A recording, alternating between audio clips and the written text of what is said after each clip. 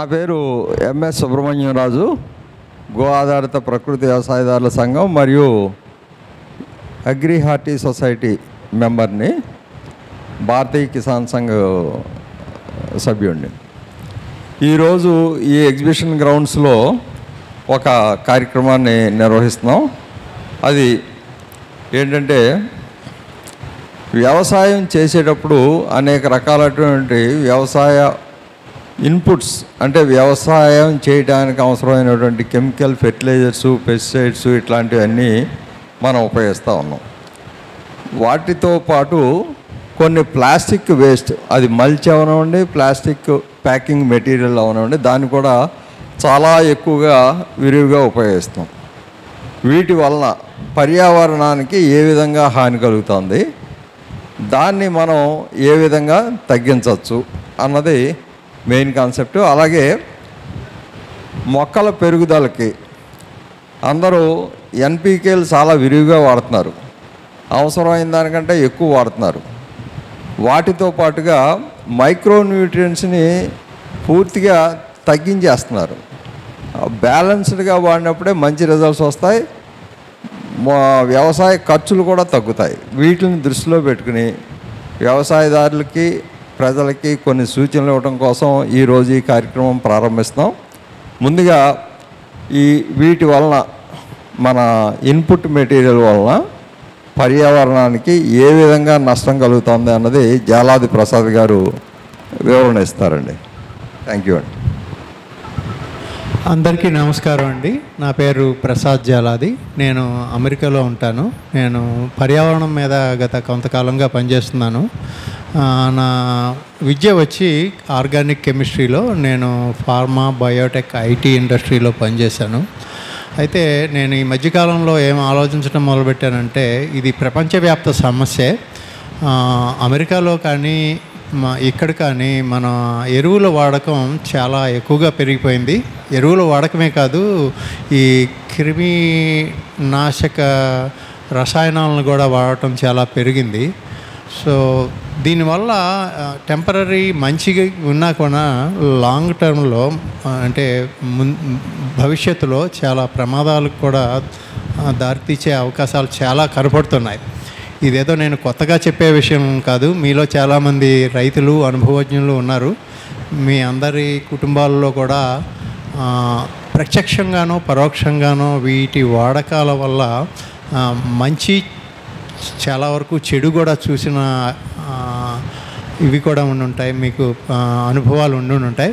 So వీటన్నిటినీ నేను నాకు ఒక్కడికే తెలుసని కాకుండా మరోసారి మననం చేసుకుంటూ ఏది మన వ్యవస్థకి మంచిది, ముఖ్యంగా వ్యవసాయానికి, ఇప్పుడు సార్ చెప్పినట్టు ఇవన్నీ మనకి చాలా హానికరంగా తయారయ్యే పరిస్థితిగా వచ్చినాయి. ముందుగా ఈ అవకాశాన్ని నాకు ఇచ్చిన అగ్రి హార్టికల్చర్ అసోసియేషన్ వారికి చాలా ధన్యవాదాలండి. ఇది చాలా ముఖ్యమైన సదస్సు. దీనిలో పాల్గొన్న వాళ్ళంతా ఇంటికి ఏదో మంచి సందేశం పట్టుకెళ్తారని నా ప్రగాఢ విశ్వాసం. ఎందుకంటే నేను ఈరోజు చాలామంది పెద్దలను కలిశాను. వారంతా దశాబ్దాల తరబడి ఈ వ్యవసాయ రంగంలో కష్టపడ్డారు, నిష్ణాతులు. వారికి తెలిసిన విషయాలు బహుశా నాకు కూడా తెలిసి ఉండవచ్చు, కానీ వినమ్రంగా నాకు తెలిసిన 2-3 విషయాలు చెప్తానండి. ఈ నైట్రోజన్, ఫాస్ఫరస్ ఇవన్నీ కూడా, యూరియా ఇవన్నీ కూడా క్లుప్తంగా చెప్పాలంటే కెమికల్స్ అనండి. ఇవి తగిన మోతాదును మించి వేసిన దగ్గర నుండి ఇవన్నీ భూమిలోకి ఇంకిపోయి వేళ్ళ ద్వారా అవి మళ్ళీ మొక్కలకు కూడా పైకి రావటం, అవి మళ్ళీ మన ఆహార ఉత్పత్తుల్లో, ధాన్యంలో కానీ, కూరగాయల్లో కానీ, వేరే ఉత్పత్తుల్లో కానీ వచ్చి మన శరీరంలో ప్రవేశించి మనకి తెలవని అనారోగ్యాలు, క్యాన్సర్తో సహా రావడానికి కారణాలు అవుతున్నాయండి. ఇది ఒక సమస్య. రెండో సమస్య, ఈ 3 యూరియా, ఫాస్ఫరస్, నైట్రోజన్ వేయటం వల్ల అతిగా వేసినప్పుడు ఈ నీళ్లు సరఫరా చేస్తాం కదా మన పంటలకి, ఈ నీళ్లు మళ్ళా బయటికి కాలువల ద్వారా వచ్చి బయటికి వెళ్ళినప్పుడు అవి ఆ నీళ్ళలో కలిసి మన కాలువల్లో, పిల్ల కాలువల్లో, తర్వాత పెద్ద కాలువల్లో, తర్వాత నదుల్లో, తర్వాత సముద్రాల్లో రావటం మొదలుపెట్టింది. ఇవి కూడా దారి పొడవునా మన రక్షిత మంచినీటి పథకాలు కూడా దారి పొడవునా గ్రామాలతో సహా ఈ నీళ్ళనే వాడుతున్నాం. రెండో మార్గం ఏముందంటే ఈ నీళ్ళే మన ఉన్న ఏరియాల్లో భూమి నుంచి మన నూతుల్లో బావుల్లోకి వాటిలోకి వెళ్ళిన తర్వాత మనం అదే నీటిని మళ్ళీ బయటికి తీసుకుని శుభ్రపరచకుండానో తాగే పరిస్థితుల్లో ఉన్నాం మనం.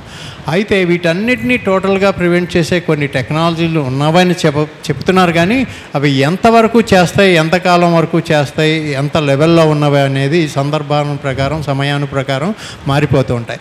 అయితే ఇక్కడ నేను ముఖ్యంగా నొక్కి చెప్పే విషయం ఏమిటంటే ఇవన్నీ కూడా మనతో క్యాన్సర్ మాత్రమే కాకుండా మీరు పల్లెటూరు కుటుంబాల పరిస్థితి చూస్తే ఆరోగ్య పరిస్థితి చాలామంది పెద్దవాళ్ళు అల్జిమీర్స్ అనే వ్యాధికి, పార్కిన్స్ అనే వ్యాధికి, క్యాన్సర్ అయితే చెప్పాల్సిన అవసరమే లేదు, చాలా కుటుంబాల్లో కనపడుతున్నాయి. ఇవన్నీ కూడా ఈ రసాయన ఎరువుల మూలన, ఈ క్రిమి సంహారకాల మూలన, మన ఫుడ్లో నుంచి కానీ, రెండోది శ్వాసకోశాల మీద నుంచి కానీ, మూడోది నీటి నుంచి కూడా మన దేహంలోకి ప్రవేశించి మన ఆహార నాళాలను కూడా నాశనం చేసే పరిస్థితికి వచ్చినాయి. ఒక్కో పార్ట్కి ఒక్కో క్యాన్సర్ తెచ్చుకునే పరిస్థితికి వచ్చాము ఇవన్నీ మనం అధికంగా వాడి. కనుక మనందరం జాగ్రత్త వహించి దీనిపైన మరింత సమగ్ర దృష్టిని సారించకపోతే మనం వ్యవసాయం చేస్తున్నామనే పేరే కానీ ఈ వ్యవసాయంతో పాటు చాలా మనకి తెలవని ప్రమాదాలను కూడా పెంచుకుంటున్నామన్న అవగాహన మనం అందరిలో కలిగించుకోవాలి. నాకు కూడా అన్ని విషయాలు తెలవకపోవచ్చు, కానీ నాకు తెలిసిన కొన్ని విషయాలు మీకు ఒకసారి గుర్తు చేస్తున్నా. దీని మీద మరోసారి అవకాశం వచ్చినట్టు ఇంకో ఎక్కువగా విశదీకరించడానికి ప్రయత్నిస్తానండి.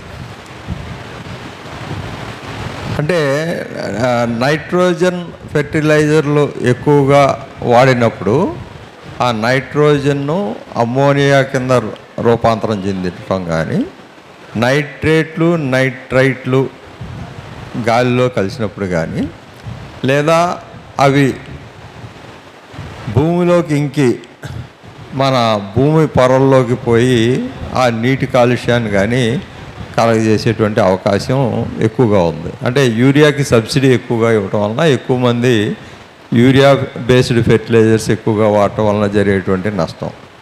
మరి యూరియా వాడకుండా మనం వ్యవసాయం చేయగలుగుతామా అంటే, దాదాపుగా కెమికల్ వ్యవసాయం చేసే వాళ్ళందరూ ఎక్కువగా వాడి చేస్తున్నారు తప్ప తక్కువగా అయితే ఎవరో వాడట్లేదు. మరి దీనికి ఆల్టర్నేటివ్ ఏంటి అన్నప్పుడు కంపోస్ట్ ఎరువులు ఇట్లాంటివి అందరూ సజెస్ట్ చేస్తూ ఉంటారు. అయితే కంపోస్టు ఎక్కడ దొరుకుతుందని చాలామంది అంటున్నారు. అది లేబర్ కాస్ట్ కూడా డిస్పర్షన్కి లేబర్ కాస్ట్ కూడా చాలా ఎక్కువ ఖర్చుతో కూడుకున్న పని అని మరి కొంతమంది వ్యాఖ్యానిస్తున్నారు. మరి వీటికి ఏమన్నా సొల్యూషన్ ఉందా అంటే ఉంది. అవే నానో ఫెర్టిలైజర్స్ అని మనం అంటూ ఉంటాం. అట్లాంటి నానో ఫెర్టిలైజర్స్ మనం ఎంత వాడచ్చు, దాని మోతాదు ఎంత వాడితే యూరియా ఎంత వాడినప్పుడు దానికి సమానమైన ఫలితాలను ఇస్తుంది, ఇట్లాంటివన్నీ కొత్త టెక్నాలజీస్.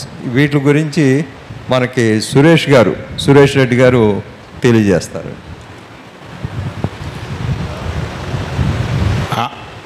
అగ్రిహాల్టీ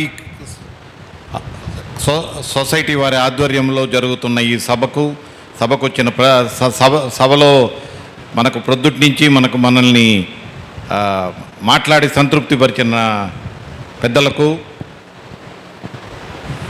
అందరికీ నమస్కారం తెలుపుకుంటూ నేను మొదలు పెడుతున్నానండి. నేను చాలా క్లుప్తంగా మాట్లాడతాను. ఇప్పుడు ఉండే వాటిల్లో మనకుండే పెద్ద ప్రాబ్లం ప్లాస్టిక్. ప్రతి ఒక్కటి ప్లాస్టిక్తో పాటు మనకు ఉండేది కెమికల్స్. మనం తినే ప్రతి ఒక్కటి కెమికల్ ఉంది. కెమికల్ను మనం ఏం చేస్తున్నాం, మన భూమి మొత్తం కెమికల్ అయిపోయింది. దీన్ని తీసేది కెమికల్ రిమూవింగ్. సారీ, నేను కొంచెం ఇంగ్లీష్ మాట్లాడితే కొంచెం క్షమించండి. కెమికల్ రిమూవ్కి ఏం చేయాలనేది ప్రపంచంలో ఇది ఒక పెద్ద ప్రశ్న. దాన్ని ఎట్లా రిమూవ్ చేయాలా, ఏం చేయాలా, ఎన్ని సంవత్సరాల్లో భూమిలో నుంచి కెమికల్ పోతుంది అనే దానికి ఎవరి దగ్గర జవాబు లేదు. నేను హర్బల్ ప్రోడక్ట్స్లో ఉన్నానండి. Herbal products business last 10-12 years నుంచి చేస్తున్నాను. మా దగ్గర దీనికి ఒక సొల్యూషన్ ఉందండి. కెమికల్ ఉండే సాయిల్ వీళ్ళు ఏమంటున్నారు, కొందరు 3 ఇయర్స్ అంటున్నారు, కొందరు 5 ఇయర్స్ అంటున్నారు, కొందరు 10 అంటున్నారు, కొందరు 20 ఇయర్స్ అంటున్నారు. భూమిలో నుంచి రిమూవ్ చేసేదానికి. రసాయనాలు పూర్తిగా భూమి నుంచి తొలగించడానికి పట్టేటువంటి సమయం అంతకాలం పడుతుందని చెప్తున్నారు. ఓకే అండి. మళ్ళీ రెండవది, ఇది తీస్తే దానికి ప్రూఫ్ ఏమి అని అడుగుతున్నారు. ఇప్పుడు నేను చెప్తాను, 10 రకాలు చెప్తాను. మా దగ్గర ఒక హర్బల్ సొల్యూషన్ ఉందండి, కెమికల్ రిమూవింగ్కు. మీరు దాన్ని వాడితే సంవత్సరంలో మీకు ల్యాండ్లో కెమికల్ లేకుండా చేయొచ్చండి. మీరు దానికి చేయవలసింది ఏంటంటే, ఫస్ట్ మీరు అందరూ మాటలు చెప్తారు, మీరు ఎట్లా ప్రూఫ్ అంటారు. మాది వాడినందువలన భూమిలో మైక్రోబ్స్ వస్తాయండి. మైక్రోబ్స్ అంటే సూక్ష్మజీవులు కెమికల్లో సూక్ష్మజీవులు రావు. సూక్ష్మజీవులు వచ్చిన 2-3 నెలల్లో మీకు వానపాములు వస్తాయి. కెమికల్ సాయిల్లో ఈరోజు వానపాములు బతకవు అంటున్నారు. మేము మాది 8 నుంచి 9 నెలల్లో ప్రాసెస్ అయిపోతుందండి. సేఫర్ సైడ్ కానీ 1 ఇయర్ చెప్తున్నాం. 1 ఇయర్లో మీ భూమిని మీరు న్యాచురల్ సాయిల్ చేసేయచ్చండి. నేను ఆర్గానిక్ అని చెప్పను, కెమికల్స్ అంతా రిమూవ్ చేస్తే న్యాచురల్ అయిపోతుంది. మళ్ళీ యూరియానండి. అంటే ప్రాణాంతకరమైనటువంటి రసాయనాలన్నింటినీ తొలగించవచ్చు.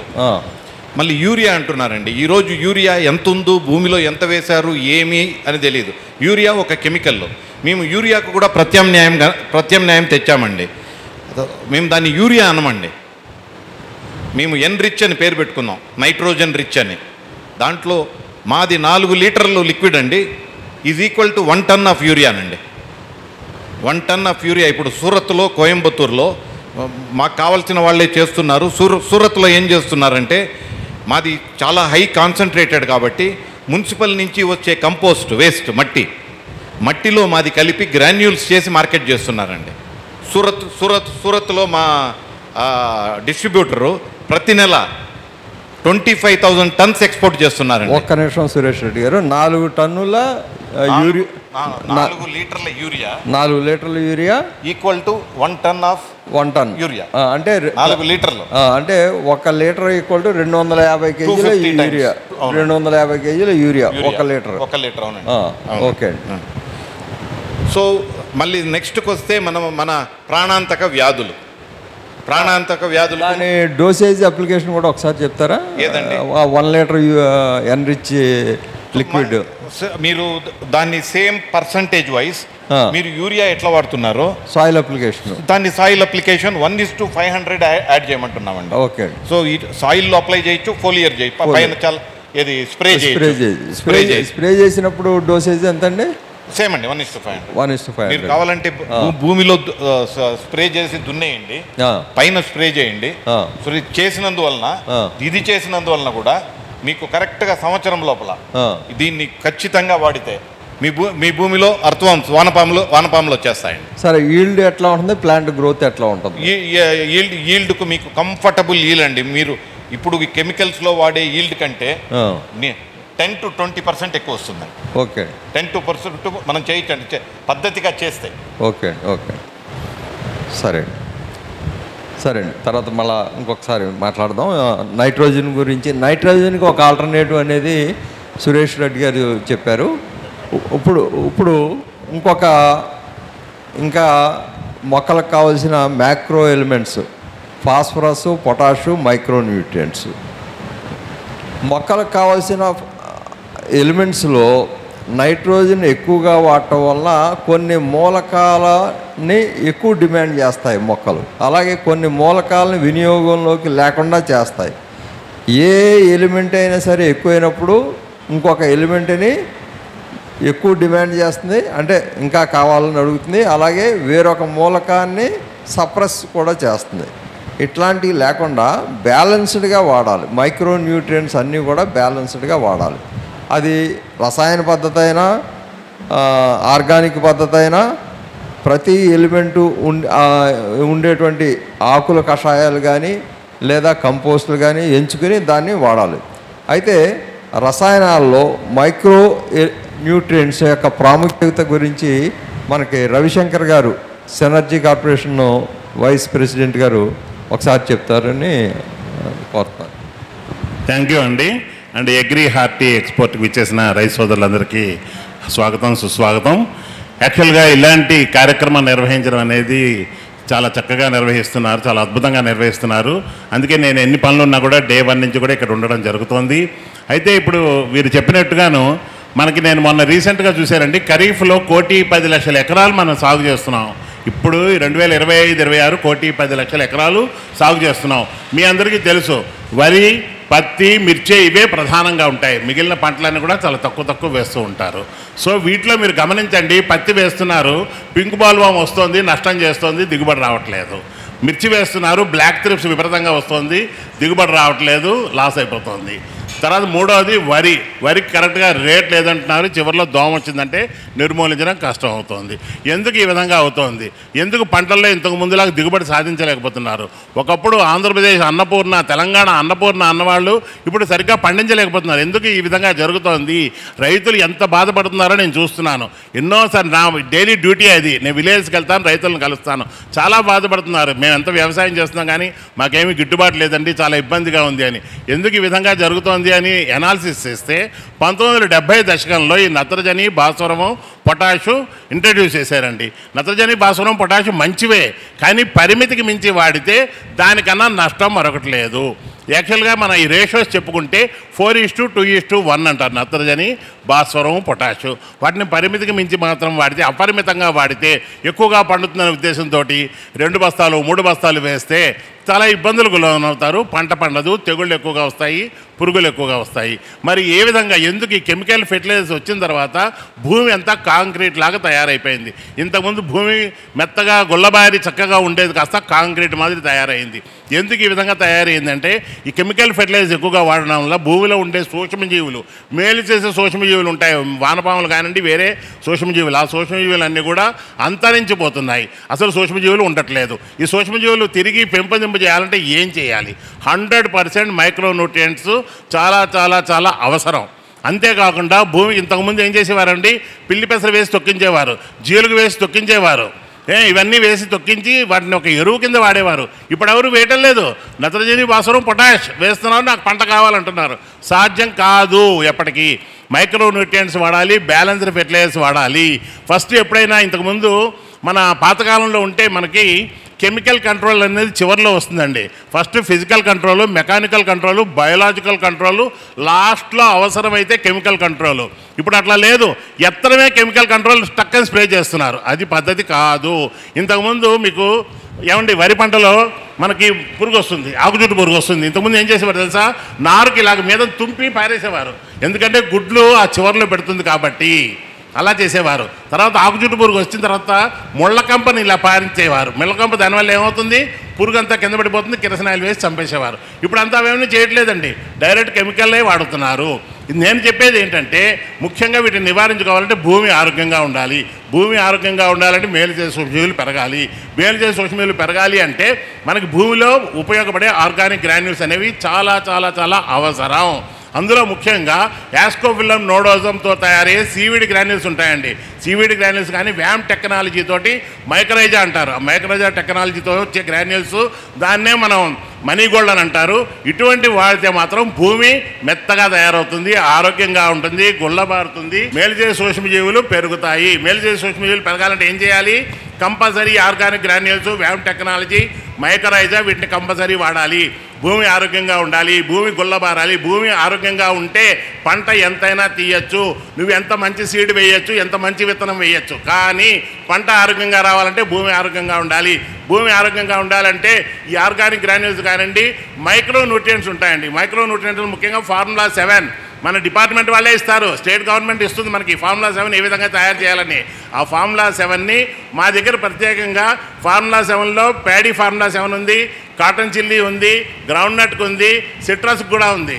ఈ పంటలన్నిటికీ ఈ ఫార్ములా 7 అనేది సాయిల్ అప్లికేషన్ అండి. ఈ ఫెర్టిలైజర్ అన్నీ వేసుకోండి, కొంచెం తగ్గించి సాయిల్ అప్లికేషన్ చేసుకోండి. అదేవిధంగా పైన స్ప్రే చేసుకోవాలంటే ఫార్ములా 4 డిపార్ట్మెంట్ ఇచ్చిందే కదండి. ఫార్ములా 7లో ఏ ఎలిమెంట్స్ ఉంటాయి కూడా చెప్పండి. దాంట్లో జనరల్గా ఫార్ములా 7లో జింక్ ఉంటుంది, ఫెర్రస్ ఉంటుంది, మ్యాంగనీసు, మాలిబ్డినము, కాపరు. ఇవి ఎక్కువగా ఉంటాయండి. జింక్ ఫెర్రస్ కొంచెం మంచి మోతాదులో ఉంటాయి. ఎందుకంటే జింక్ లోపం, ఫెర్రస్ లోపం, ఫెర్రస్ అంటే ఇనుము, ఆ లోపం ఎక్కువగా ఉంటుంది కాబట్టి వాటిని ఎక్కువ మోతాదులో పెట్టి మన డిపార్ట్మెంట్ గవర్నమెంట్ చేసిందే ఫార్ములా 7. అదేవిధంగా ఫార్ములా 4లో కూడా అదేవిధంగా ఉంటాయండి. ఫార్ములా 4లో లిక్విడ్ ఫార్ములేషన్ ఉంటుంది, పౌడర్ ఫార్ములేషన్లో కూడా ఉంటుంది. ఎట్టి పరిస్థితుల్లోనూ ఫార్ములా 7 ఒకటి వాడి ఆర్గానిక్ గ్రాన్యూల్స్ ఒకటి వాడితే మాత్రం ఒక ఫార్ములా 4 కానీ 6 కానీ ఏదో ఒకటి న్యూట్రియంట్ లోపాలను సవరించి, సూక్ష్మధాతు లోపాలను సవరించి మొక్క ఆరోగ్యంగా రావాలంటే ఒక్క స్ప్రే చేసుకుంటే వీళ్ళకి ఇన్ని పురుగులు కానీ తెగుళ్ళు కానీ రావు. 100% నేను చెప్తున్నాను, ఈ విధంగా వాడాల్సి వస్తుందండి. అదేవిధంగా బోరాన్ ఉంది. బోరాన్ అనేది కాయ పగలకుండా కాయ సైజు రావడానికి, పూత రావడానికి వాడతారనమాట. ఆ సమయంలో అది కరెక్ట్గా వాడుకునేటట్టు ఉండాలి. ముందుగా వాడాలి, వచ్చిన తర్వాత కాదు. అదేవిధంగా కొన్ని జాగ్రత్తలు తీసుకోవాలి. పురుగు వచ్చింది అనేది లాస్ట్ అండి. అంటే ప్రతి స్టేజ్లోనే వాడాలి, ప్రతి స్టేజ్లో వాడాలి. ఎందుకంటే ప్రతి పంటలో కీలక దశలు ఉంటాయండి. ఆ కీలక దశల్లో వరిలో తీసుకుంటే పిలకలు పెట్టే దశ, చిరుపట దశ అని అంటారు. ఆ కీలక పెట్టే దశల్లో కీలక దశల్లో వాడితే మాత్రం పంట ఆరోగ్యంగా ఉంటుంది, భూమి ఆరోగ్యంగా ఉంటుంది, పంట దిగుబడి ఎక్కువగా వస్తుంది. ఈ పెస్ట్స్ డిసీజ్ తక్కువగా వస్తాయి, అస్సలు రావు. చిన్న డౌట్ అండి, ఒక చిన్న డౌట్. మనం పండించే పంటల్లో ఎక్కువగా మిల్లెట్స్ ఇట్లాంటివి ఉంటాయి. ఆ మిల్లెట్స్ లో అన్ని రకాల పోషకాలు ఎలిమెంట్స్ ఉంటాయి కాబట్టి దానికి పెద్దగా పురుగు ఉండదు. 100% మీరు చెప్పింది కరెక్ట్ అండి. మీరు చెప్పినట్టు మిల్లెట్స్ లో ముఖ్యంగా సజ్జలు కానీ, రాగులు కానీ, బాజ్రా కానీ, తర్వాత పెరల్ మిల్లెట్స్ అంటారు, వీటన్నిటినీ కానీ మంచి పోషకాలు ఉంటాయి, వాటికి పురుగు కూడా తక్కువ వస్తుంది. అటువంటి పంటలను ఎంకరేజ్ చేయాలి. ఎంతసేపు పొద్దున్న లేచి దగ్గర వరి, పత్తి, మిర్చి కాదు, ఇటువంటి మిల్లెట్స్ పంటలు కానీ వేసుకుంటే రైతుకి పురుగు తక్కువగా వస్తుంది, మందులు తక్కువగా వాడతారు, మనకి పంట కూడా డబ్బు కూడా బాగా వస్తుంది. అదే విధంగా మైక్రో న్యూట్రియంట్స్ బ్యాలెన్స్డ్గా లేని పంటలకి మనం ఫిజికల్ అప్లికేషన్ ద్వారా బ్యాలెన్స్ చేస్తే పురుగుల సంఖ్య కూడా తగ్గుతుందని ఒక రిపోర్ట్ ఉంది. అది ఎలా అంటే, ఒక్క నిమిషం అండి, మన లీఫ్ అనాలిసిస్ని, లీఫ్ బ్రిక్స్ కనుక తీసుకుంటే 12 గంట దాటినట్లయితే అప్పుడు కూడా పురుగు అటాక్ అవ్వదని అంటారండి. ఆ బ్రిక్స్ దాటాలంటే ఈ మైక్రో ఎలిమెంట్స్ అన్నీ కూడా ఆ మొక్కలో పోషకాలన్నీ ఉండాలి. ఆ మొక్కలో పోషకాలు ఉండాలంటే మనం ఇవ్వక తప్పట్లేదు హై డెన్సిటీలో. కరెక్ట్గా చెప్పారు. ఎందుకంటే రిపెలెంట్ యాక్షన్ లాగా అనుకోండి. ఫర్ ఎగ్జాంపుల్ కొంచెం BT2 చేశారు, పత్తి BT2 చేశారంటే అవి పురుగులు రావు కదా. సో అలాగే ఆ విధంగా అనమాట. ఈ విధంగా పోషక సమతుల్యత మెయింటైన్ చేస్తే పురుగులు అవి కూడా తక్కువగా వచ్చే అవకాశం ఉంది. తద్వారా ఒకసారి పురుగు వచ్చిందంటే దాని సెకండరీ ఇన్ఫెక్షన్, ఫంగల్ డిసీజ్ కూడా వస్తుంది. ఎస్, ఒక మారు పురుగు వచ్చినా సెకండరీ ఇన్ఫెక్షన్ అక్కడ కట్ అయిపోతుంది అనమాట, ఇంక మళ్ళీ తిరిగి రాదు. కాబట్టి చెప్పేది రైతులందరికీ మరొకసారి విన్నవిస్తున్నాం. ఎందుకంటే మీకు చెప్పాల్సిన వాళ్ళం కాదు, మీరందరూ పండిస్తేనే మేమందరూ వాటి మీద ఆధారపడి ఉన్నాము. అది పత్తి కానివ్వండి, మిర్చి కానీ, వరి కానీ మీరు బాగా పండిస్తున్నారు. వాటితో పాటు ఈ మిల్లెట్స్ని కూడా గుర్తుపెట్టుకోండి. పెరల్ మిల్లెట్ అంటారు, అంటే సజ్జలు, రాగులు ఇటువంటి ఉంటాయా, ఇటువంటి నువ్వులు, అటువంటి పంటలు తక్కువ పెస్ట్ వస్తుంది, మంచి దిగుబడి వస్తుంది, వాటికి పురుగు తక్కువ వస్తుంది, మీకు మంచి లాభాలు వస్తాయని మీకు ప్రత్యేకంగా చెప్తున్నాం అనమాట. ముఖ్య విషయం ఏంటంటే ఈ కెమికల్స్ వాడండి, నేను కాదంటలేదు, కానీ మైక్రో న్యూట్రియంట్స్ వాడడం తప్పనిసరి. భూమి ఆరోగ్యంగా ఉంటేనే పంట ఆరోగ్యంగా వస్తుంది, లేకపోతే పంట సరిగ్గా పండదు అని నేను చెప్తూనే ఉన్నాను. 40 సంవత్సరాల నుంచి నేను ఈ ఇండస్ట్రీలో ఉన్నానండి, పెస్టిసైడ్స్లో ఉన్నాను. రైతులది నా దగ్గర 1,00,000 మంది ఉన్నారు. 1,00,000 మంది రైతులు నా గ్రూప్లో ఉన్నారు. 1,00,000 మంది రైతులు నాకు ఎప్పటికప్పుడు అడుగుతూనే ఉంటారు, సార్ ఈ సమస్య వచ్చింది, ఏ మందు వాడాలి, ఏం చేయాలంటే మందు మాట పక్కకు ఉంచురా నాయన, ముందు ఈ మైక్రో న్యూట్రియంట్స్ వాడాలని చెప్పడం జరుగుతుంది. ఒక్క నిమిషం అండి, ఈ ప్లాంట్ న్యూట్రిషన్ గురించి ఇంకొక చిన్న సబ్మిషను, అది కంప్లీట్ అయ్యాక మళ్ళా పొల్యూషన్లోకి వెళ్తాను. రీసెంట్గా నేను ఒక 1 ఇయర్గా లెగ్నైట్ గురించి కొంచెం ఎక్కువ వర్క్ చేయడం జరిగింది. అంటే మొక్కలకి సేంద్రియ కర్పణం బాగా కావాలి. ఈ సేంద్రియ కర్పణం వచ్చిన మొక్కకు అందుబాటులో కనుక ఉన్నట్లయితే మొక్క ఆరోగ్యవంతంగా ఉంటుంది. సేంద్రియ కర్పణం ఉండాలి. అలాగే భూమి లోపల మైకోరైజా, వ్యామ్ అంటాం కదండి, ఆ వ్యామ్ కూడా ఉన్నట్లయితే మొక్కలకి ఆ న్యూట్రిషన్ ఎప్పుడు కూడా అందుతూ ఉంటుంది. ఈ లెగ్నైట్లో హ్యూమిక్ యాసిడ్, ఫుల్విక్ యాసిడ్ అన్నది న్యాచురల్గా ఉంటుంది. ఈ రెండు ఉన్నప్పుడు ఆ సాయిల్లో ఉండేటువంటి న్యూట్రియంట్స్ని అన్నిటినీ కూడా మొక్కకి బాగా అందిస్తుంది. దాని మీద ఒక ఎక్స్పెరిమెంట్ కూడా చేసాం. నరసింహరాజు గారు అని ఒక ఫార్మరు, ఆయన ఎక్స్పీరియన్స్ ఒక్క 2 నిమిషాలు తీసుకుందాం ఒకసారి అండి. ఈ నరసింహరాజు గారిది బనానా ప్లాంటేషను, వీరిది ఆల్కలైన్ సాయిల్. ఈ ఆల్కలైన్ సాయిల్లో బనానా ప్లాంటేషన్లో మామూలుగా అరిటాకు ఆరోగ్యంగా ఉన్నప్పుడు నెలకే 5 ఆకులు తగ్గకుండా రావాలండి. ఏమండి ఇలా వచ్చాయి 5 ఆకులు తగ్గకుండా రావాలి. అయితే ఆల్కలైన్ సాయిల్లో ప్లాంట్ గ్రోత్ వీక్గా ఉన్నప్పుడు 3 ఆకులు 4 ఆకులు మాత్రమే వస్తున్నాయి, అంతకుమించి రావట్లేదు. ఎప్పుడైతే మేము ఈ లిగ్నైటు దాంతోపాటు కంపోస్టు బ్యాక్టీరియా కలిపి అప్లికేషన్ ఇచ్చామో 5 ఆకులు ఒక్కో నెల 6 ఆకులు కూడా వచ్చినాయి. ఎక్సలెంట్ గ్రోత్ వచ్చింది. దాని మీద ఫార్మర్ ఫీడ్బ్యాకే ఒకసారి తీసుకుందాం.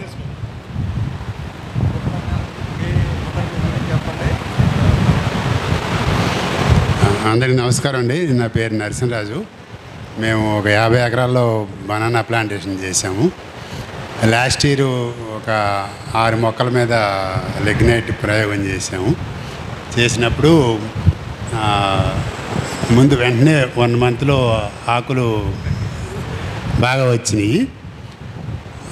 ఆకులు గ్రీన్గా, ఆకు దళసర కానీ, లెంత్ కానీ, విడ్త్ కానీ, కలర్ కానీ ఎక్సలెంట్ కలర్ వచ్చింది. అది తర్వాత ఆ పంటకి కొంచెం నీటి ఎద్దడి అయింది. నీటి ఎద్దడి అయిన తర్వాత నెక్స్ట్ జనరేషన్ మళ్ళీ పిలక చాలా అద్భుతంగా వచ్చింది. అది 25 కేజీలు అలా వచ్చింది. ఇప్పుడు పిలక నిన్నే హార్వెస్ట్ చేసాము. సుమారుగా 35 కేజీలు గెల వచ్చింది. 200 ఫింగర్స్ వచ్చినాయి గెలకొచ్చి. అది స్పష్టంగా తెలుస్తుంది. అది నా ఫోటో ఉంది, తీసి చూపిస్తాను. తర్వాత ఈ పంటలో ఒక 3 ఎకరాల్లో డోస్ పెంచి 1 కేజీ వరకు ఇచ్చాము. చాలా అంటే సిగ్నిఫికెంట్ గ్రోత్ అనమాట. పక్కదాంతో పోల్చినప్పుడు చాలా మంచి గ్రోత్ ఉందండి. థ్యాంక్ యూ అండి. వీరి పొలం చేసేది రసాయన వ్యవసాయమే, కాకపోతే మిక్స్డ్ కెమికల్ ఉంది, ఆర్గానిక్ 2 చేస్తున్నారు వారు. రెండిట్లతోటి కలిపి చేసినప్పుడు లిగ్నైటు, కంపోస్టు, మైక్రోబియల్ కన్సార్షియా ఈ 3 కాంబినేషన్లో చాలా ఎక్సలెంట్ రిజల్ట్స్ అయితే వచ్చినాయండి. నెక్స్ట్ మరలా మనం పొల్యూషన్ గురించి మనం మాట్లాడుకుందామండి. ఈ పొల్యూషన్ గురించి మాట్లాడుకునేటప్పుడు ప్లాస్టిక్ పొల్యూషన్ అండి మనకి బాగా ఎక్కువగా ఉండేది. ప్లాస్టిక్ పొల్యూషన్ అగ్రికల్చర్లో కూడా ఫీల్డ్లో మల్చింగు ఇట్లాంటి మనం వాడటం, అది భూమిలో మొక్కల కింద అయిపోవడం, కానీ డికంపోజ్ అవ్వదు. ఏదన్నా వర్షం వచ్చినప్పుడు వర్షంతో పాటు కొట్టుకుపోయి నదుల ద్వారా, డ్రైన్ల ద్వారా సముద్రంలో కలుస్తుంది, లేదా ఇక్కడే కిందకి దిగి ఆ వాటర్ కూడా భూమిలోకి ఇంకకుండా అడ్డుపడుతూ ఉంటుంది. ఇట్లాంటి సమస్యల్ని సృష్టిస్తూ ఉంటుంది. అసలు ప్లాస్టిక్ పొల్యూషన్ ప్రపంచంలో ఇప్పుడు ఏ విధంగా ఉందో ఒకసారి ప్రసాద్ గారు చెప్తాను. తప్పకుండా అండి. దానికి ముందుగా మీ అనుమతితో ఒక చిన్న విషయం భూమి గురించి చెప్దాం అనుకుంటున్నాను అండి. ఈ సేంద్రియ వ్యవసాయం ఒక పద్ధతిలో వెళ్తుంటే ఆ మధ్యకాలంలో మనం అన్నీ కూడా యంత్రాలను వాడి, ఫర్ ఎగ్జాంపుల్ ట్రాక్టర్స్ లాంటి వాటిని వాడి దున్నే పద్ధతులు కూడా ముఖ్యంగా రైతులు అక్కడ ఫోకస్డ్గా ఎంత లోతుగా దున్నుతున్నారు అనేది చూసుకోవడం చాలా తగ్గిపోయిందని విన్నానండి. అది మీలో ప్రత్యక్షంగా ఎంతమందికి ఈ విషయంలో అనుభవం ఉందో నాకు తెలియదు. కానీ ఇక్కడ జరిగే విషయం ఏంటంటే మనం అది జాగ్రత్తగా చూసుకోకపోతే అది కొన్ని తక్కువ ఇంచులు మాత్రమే దున్నగలిగితే మంచిది. అంతకంటే లోతుగా వెళ్తే ఏమవుతుందంటే ఈ భూమి నుంచి మళ్ళీ కార్బన్ను బయటికి రిలీజ్ అవుతుందండి. దీంతోపాటు కొన్ని సందర్భాల్లో ముఖ్యంగా రైస్ పండించే, వరి పండించే ప్రాంతాల నుంచి కూడా మీథేన్ లాంటివి కూడా బయటకు వస్తూ ఉంటాయి అన్నమాట. ఇవన్నీ కూడా గ్రీన్ హౌస్ గ్యాసెస్ అంటారు కదా. దీనివల్ల మీరు ఇవాళ చూసే ఉంటారు హైదరాబాద్లో ఈ సమయంలో మామూలుగా ఉండే వేడి కంటే ఎక్కువగా వేడి ఉంది. ఇలాంటి కారణాలన్నీ దాని వలన వస్తున్నాయి అన్నమాట. రెండో విషయం, చాలామంది రైతులు గమనించాల్సింది ఏంటంటే 1 స్క్వేర్ ఇంచ్ నేల మట్టి తయారవటానికి 500 ఏళ్ళు పడుతుందండి. 500 ఏళ్ళు 1 స్క్వేర్ ఇంచ్ సాయిల్ డెవలప్ అవటానికి. దాని అంతటికి అది మనం ఈ డీప్గా తవ్వేయటం వలన ఈ మట్టి అంతా ధూళిగా మారి గాలిలో కొట్టుకుని ఎక్కడికో వెళ్ళిపోతుంది అనమాట. అంటే ఈ టాప్ సాయిల్ సారమంతా పోతుంది ఎక్కడికో. సో దానికంటే లోతుగా వెళ్ళిన కొద్దీ మనం ఈ డేంజరస్ గ్యాసులన్నింటినీ బయటికి తీసుకొస్తున్నాం. రెండోది ఈ మందులు ఏవైనా కానీ క్రిమి సంహారకాలు కానీ ఈ యూరియాలు లాంటివన్నీ వేసినప్పుడు మనం ఈ ప్లాస్టిక్ సంచులను కానీ బాటిల్స్ కానీ వాడుతున్నాం కదా. విచిత్రమైన వ్యవహారం ఏంటంటే మనం మనుషులు అందరం చాలా మేధావులు అనుకుంటాం కదా. అదే బాటిల్, మనం వాడే బాటిల్ మనకంటే ఎక్కువ కాలం జీవిస్తుందంటే మీరు నమ్మగలరా? యాక్చువల్గా అదే జరుగుతుంది. అది నిజం. ఎందుకనంటే మన మేధస్సు అలా మారిపోయింది. ఈ విషయం ఎందుకు చెప్తున్నానంటే ఈ ప్లాస్టిక్ బాటిల్స్ వాటి నిర్మాణాన్ని బట్టి అవి మైక్రో ప్లాస్టిక్గా విడిపోతూ ఉంటాయండి. మీరు బాటిల్ని అలా వదిలేసినా అది డిజింటిగ్రేట్ అయిపోతూ ఉంటుంది అనమాట. వాటర్లో పడేస్తే కూడా ఇంకోటి అవుతుంది, నేలలో పడేస్తే కూడా అలాగే అవుతుంది. అది కణాలుగా విడిపోతూ ఉంటుంది. మైక్రో ప్లాస్టిక్స్ అనే దానికి నిర్వచనం ఏంటంటే 5 మైక్రాన్ల కంటే తక్కువ పరిమాణం ఉండే సైజు ఉన్న ప్లాస్టిక్ ముక్కల్ని మైక్రో ప్లాస్టిక్స్ అంటారు. ఇవి కంటికి కూడా కనపడవు. ఇవి గాలిలో ఎగురుతున్నాయి, వాటిని పీలుస్తున్నాం, నీళ్ళల్లో తేలిపోతున్నాయి, అవి మనకు కనపడవు. మన పొలంలో నుంచి, మన కాలువలో నుంచి, మన పిల్ల కాలువలో నుంచి, పెద్ద కాలువలో నుంచి, నది నుంచి సముద్రాలకి ఇందాక అనుకున్నట్టుగానే ఇవి కూడా ప్రవహిస్తున్నాయి. ఈ వెళ్ళే దారిలో ఏమవుతుందంటే ఈ రసాయనాలన్నీ మనం నీళ్లుగా వాడితే మన దేహంలోకి వెళ్తున్నాయి. రెండోది ఈ మత్స్య పరిశ్రమలు కానీ ఇంకోటి కానీ కాలువల్లో కానీ నదుల్లో కానీ పోని సముద్రాల్లో కానీ ఈ మత్స్య పరిశ్రమ ద్వారా మళ్ళీ చేపలను పట్టుకుంటే అవి మనకు తెలవకుండా ఈ ప్లాస్టిక్ చేపలకు నీళ్లు కావాలి కదా అవి బతకాలంటే, ఆ ప్లాస్టిక్స్ కూడా వాటి నోటి ద్వారా దొప్పల ద్వారా వాటి బాడీలోకి వెళ్ళిపోయి అవి మళ్ళీ మనం ఇంటికి తెచ్చుకున్న ఆహారంగా వాడుతున్నాం. సో దానివల్ల ఇంకో దుష్పరిణామం వస్తుందన్నమాట. వీటన్నిటి మీద మళ్ళీ ఇందాక మనం అనుకున్నట్టు క్యాన్సర్లు వస్తున్నాయి, అల్జీమర్స్ వస్తున్నాయి, పార్కిన్సన్ డిసీజులు వస్తున్నాయి, గట్ డిసీజెస్ వస్తున్నాయి, అంటే జీర్ణకోశ వ్యాధులు వస్తున్నాయి, అన్ని రకాల వ్యాధులు వస్తున్నాయి అన్నమాట. మనకే కాదు, మనతో పాటు ఈ ప్లాస్టిక్ మింగిన చేపలు కూడా అనారోగ్యానికి పాలవుతున్నాయి. పెద్ద పెద్ద చేపలు కూడా అవుతున్నాయి. ఇంకో విషయం ఏంటంటే మన సముద్ర తీరాల్లో ముఖ్యంగా మన తీర ప్రాంతాల్లో కూడా ఎంత వ్యవసాయం జరిగినా అక్కడి నుంచి కూడా ఈ ప్లాస్టిక్ మెటీరియల్స్ అవి నీళ్ళ ద్వారా వెళ్తూ ఉంటాయి కదా. అక్కడ ఆ తీర ప్రాంతాల్లో పెరిగే మడ అడవులు కానీ వాటిని కూడా ఈ ప్లాస్టిక్ కవర్ చేయటం మూలన వాటికి ఉండే వేళ్ళు పైకి వస్తాయి. మడ అడవులకు మ్యాంగ్రూవ్స్ అంటారు కదా వాటి వేళ్ళు పైకి వచ్చి గాలి పీల్చుకుంటాయి అన్నమాట. వాటి చుట్టూ ఈ ప్లాస్టిక్స్ వచ్చినప్పుడు అవి చనిపోతున్నాయి. సో ఇట్లాంటి పరిణామాలు. ఇదే కాదు, మన సముద్రం మధ్యలో కోరల్ రీఫ్స్ అని ఉంటాయి కదా, వాటి చుట్టూ కూడా ఈ ప్లాస్టిక్స్ చేరిపోయి వాటిని కూడా చంపేస్తున్నాయి. అలాగే మన ఈ చెరువులన్నీ కూడా ఈ ఫెర్టిలైజర్ రన్ ఆఫ్స్ అంటాం కదా, ఈ నైట్రోజన్, ఫాస్ఫరస్ ఇవన్నీ వచ్చి ఈ ప్లాస్టిక్స్తో సహా వచ్చి మీరు చూడండి మీ ఊళ్ళో చాలా వరకు చెరువులన్నీ పచ్చగా మారిపోయినాయి. దానికి కారణం ఇవన్నీ కూడా. సో వాటిని మనం క్లీన్ చేసే ప్రయత్నం ఇంత మటుకి చేయట్లా. ఫిల్టర్ చేసుకున్నాం, తాగుతున్నాం, అదంతా కూడా చాలా అనారోగ్యాలకి, మనకే కాదు పశువులకు కూడా ప్రాబ్లం వస్తుంది అనమాట. సో ఇవన్నీ కూడా వెరసి మనకి చాలా అనారోగ్యానికి కారణం చేస్తున్నాయి కనుక మనం ఈ ప్లాస్టిక్ వాడే వ్యవహారంలో కూడా మనం జాగ్రత్తగా ఉండాలి. ఇదే ప్లాస్టిక్ బాటిల్ని మీరు నీళ్ళలో పడేస్తే ఒక రకంగా ఉంటుంది, ఎండలో వదిలేస్తే ఒక రకంగా ఉంటుంది. రకరకాల ప్రాబ్లమ్స్ దీనివల్ల వస్తున్నాయి కనుక మనం అందరం చాలా జాగ్రత్త వహించి దీని మీద ప్రత్యేక శ్రద్ధ పెట్టాలి.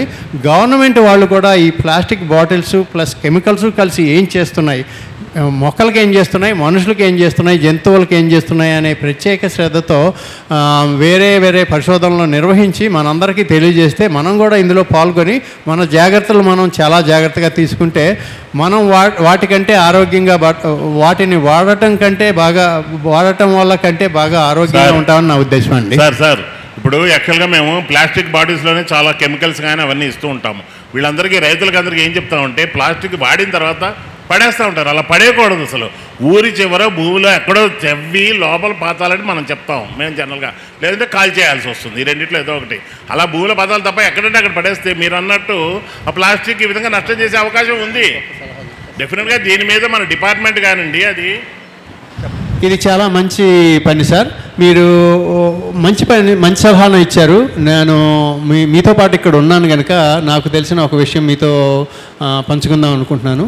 నేను ఈ సర్క్యులారిటీ మోడల్లో కూడా పనిచేస్తూ ఉంటానండి. మీరు పారవేయించే బదులు మీరే మీ సంస్థ ద్వారా అదే బాటిల్స్ కొనుక్కొని వాటిని క్లీన్ చేయించి మళ్ళీ వాటిల్లోనే సరఫరా చేయగలిగితే మీకు అన్ని రకాలుగాను ఉపయోగపడుతుంది, ప్రజలకు కూడా అందులో మంచి ఉపయోగం కనపడుతుంది. ఎందుకంటే మీకు కూడా కాస్ట్లో అవి మిగులుతాయి, నీళ్ళలో కూడా పోకుండా ఉంటాయని నా ఉద్దేశం సార్. ఒక్క నిమిషం అండి. సార్ చెప్పింది థియరిటికల్గా బాగానే ఉంది, కానీ ప్రాక్టికల్గా దానికి ఉన్న ఇబ్బంది ఏంటో రైతుగా నేను చెప్తాను. 1 లీటర్ బాటిల్ ప్రొడ్యూసర్ దగ్గర నుంచి ఫార్మర్ దగ్గరికి వెళ్ళేటప్పటికి ట్రాన్స్పోర్ట్ కాస్ట్ 10 రూపాయలు అవుతుందండి 1 లీటర్ బాటిల్కి. ఒప్పుకుంటారు కదా? ఈ మళ్ళా వెనక రావాలంటే 10 రూపాయలు అవుతుంది. మళ్ళా దానికి అది కూడా ట్రాన్స్పోర్టేషన్ కూడా పొల్యూషన్కి వస్తాయి. అసలు ప్లాస్టిక్ని ఎర్త్ మీద లేకుండా డికంపోజ్ చేయగలగాలి, అది చెయ్యాలి. దాని గురించి మనం మాట్లాడాలి. డికంపోజ్ చేయాలి, ఏ విధంగా ఫాస్ట్గా డికంపోజ్ చేయగలను ఆ సొల్యూషన్స్ మనం ఫైండ్ అవుట్ చేయాలి. దాని గురించి ఒక టెక్నోక్రాట్ మన సురేష్ రెడ్డి గారు ఉన్నారు, ఆయన కొన్ని సలహాలు ఇస్తారు. మా దగ్గర ప్లాస్టిక్కు ఒక టెక్నాలజీ ఉందండి. వేస్ట్ ప్లాస్టిక్ ప్రపంచంలో వేస్ట్ ప్లాస్టిక్ అంతా ఎక్కడంతా పడేసి లాస్ట్కు సముద్రాల్లో చేరి నెక్స్ట్ 10 ఇయర్స్లో సముద్రంలో ఫిష్ కంటే ప్లాస్టిక్ ఎక్కువ ఉంటుంది అంటున్నారు. మా దగ్గర ఉండే టెక్నాలజీ ఏంటంటే వేస్ట్ ప్లాస్టిక్, ప్రిఫరబుల్లీ మున్సిపాలిటీలో వచ్చే వేస్ట్ ప్లాస్టిక్ను మా దగ్గర ఒక క్యాటలిస్ట్ ఉందండి. క్యాటలిస్ట్ అంటే దాన్ని ప్లాస్టిక్లో కలిపి క్యాటలిస్ట్ అంటే ఏదైనా ఒక రసాయన చర్య కానీ ఒక ఫామ్లో ఉన్నది ఇంకొక రకంగా మార్పు చెందడానికి త్వరితంగా చేయడానికి ఉపయోగించేదే క్యాటలిస్ట్. హెర్బల్ క్యాటలిస్ట్ అండి. దీన్ని ప్లాస్టిక్ మీద స్ప్రే చేసి ప్లాస్టిక్ను బ్రికెట్స్ చేసి it can be used alternative to coal అండి. కోల్కి ఆల్టర్నేటివ్గా వాడచ్చు. కోల్ కంటే తక్కువ మంచి కెలోరిఫిక్ వాల్యూ వస్తుంది.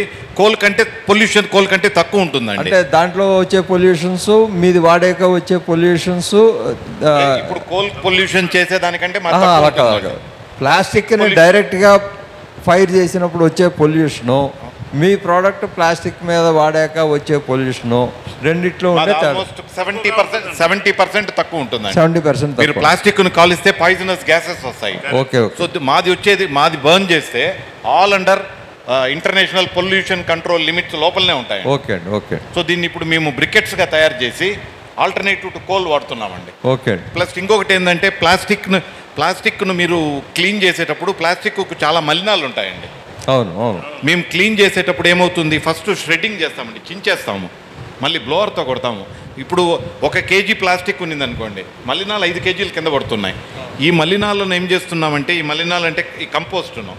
ఈ కంపోస్ట్లో నేను ఇంతకుముందు మీకు చెప్పాను నానో యూరియా అని, దాన్ని దీంట్లో కలిపి మేము గ్రాన్యూల్స్ చేస్తున్నామండి.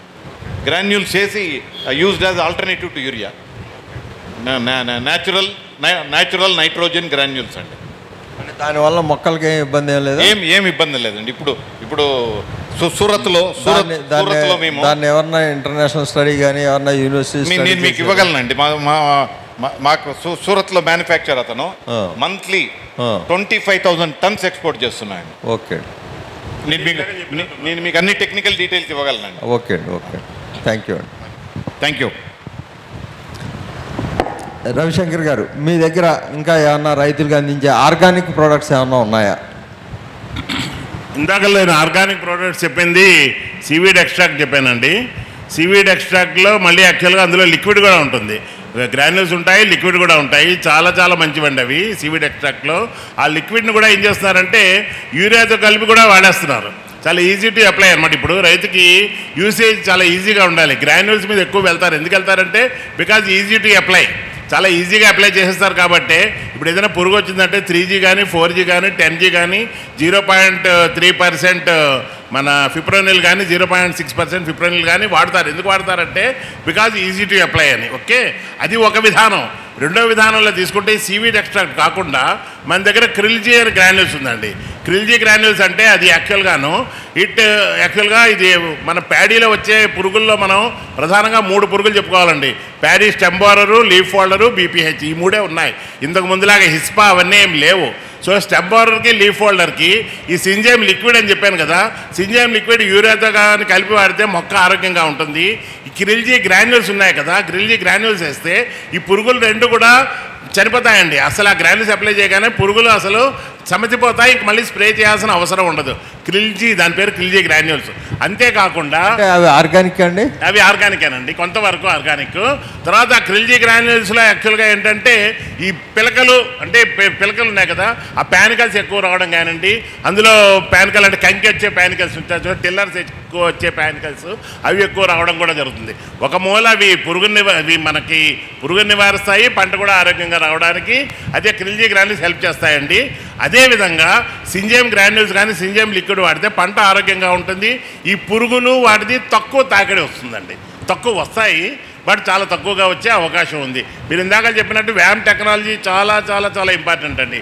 అందులో మనీ గోల్డ్ అని మన గ్రాన్యూల్స్ ఉంది. నేను చెప్పిన దాంట్లో కూడా ఒక లాజికల్ పాయింట్ ఏంటంటే, ఒక మొక్క ఒక నెలలో 3 ఆకులు వచ్చిన దానికి 5 ఆకులు వచ్చిన దానికి చాలా గ్రోత్ వేరియేషన్ ఉంటుంది. అలాగే దాని మీద పురుగులు తాకిడి ఎక్కువైనప్పుడు 3 ఆకులు వచ్చింది ఆటోమేటిక్గా కృషించిపోతుంది, 5 ఆకులు వచ్చింది నిలబడి తట్టుకోగలుగుతుంది. కరెక్ట్, అదే 100% అది ఉందండి. ఆకులు అనేవి హెల్తీ క్రాప్కి సిమ్టమ్.